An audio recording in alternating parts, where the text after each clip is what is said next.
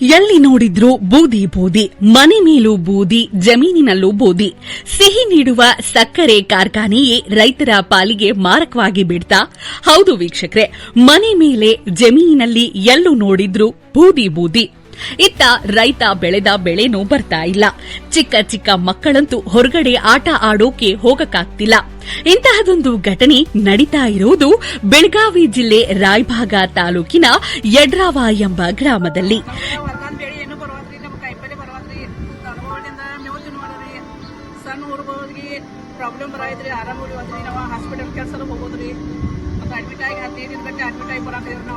ಅದ್ರದಿಂದ ಏನು ಪರಿಹಾರ ಬಂದಿಲ್ರಿ?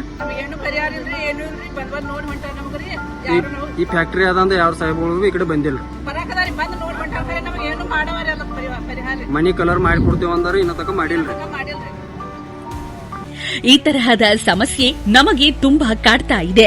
ದಯವಿಟ್ಟು ನಮಗೆ ನ್ಯಾಯ ಕೊಡಿಸಿ ಸರ್ ಅಂತ ಗ್ರಾಮಸ್ಥರು ಹಾಗೂ ರೈತಪರ ಸಂಘಟನೆಗಳು ಮಾನ್ಯ ಜಿಲ್ಲಾಧಿಕಾರಿಗಳಿಗೆ ಹಾಗೂ ಸಂಬಂಧಪಟ್ಟ ಅಧಿಕಾರಿಗಳಿಗೆ ಎಷ್ಟೇ ಸಲ ಮನವಿ ಮಾಡಿದ್ರೂ ಈ ಗ್ರಾಮಸ್ಥರ ನೆರವಿಗೆ ಮಾತ್ರ ಸರ್ಕಾರವಾಗ್ಲಿ ಮತ್ತು ಸ್ಥಳೀಯ ಶಾಸಕರಾಗ್ಲಿ ಯಾರೂ ಕೂಡ ಸ್ಪಂದನೆ ಮಾಡದೇ ಇರುವುದು ವಿಪರ್ಯಾಸವಾಗಿದೆ.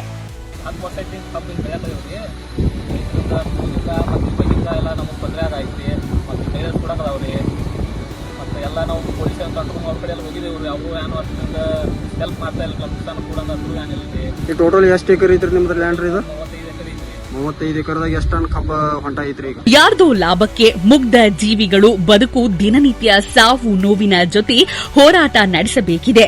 ಇನ್ನಾದರೂ ಸರ್ಕಾರ ಇದರ ಬಗ್ಗೆ ಗಮನ ಹರಿಸಿ ರೈತರ ಬದುಕಿಗೆ ಶಾಶ್ವತ ಪರಿಹಾರ ನೀಡಬೇಕಿದೆ. ಓಂ ನ್ಯೂಸ್ ಕನ್ನಡ, ಚಿಕ್ಕೋಡಿ.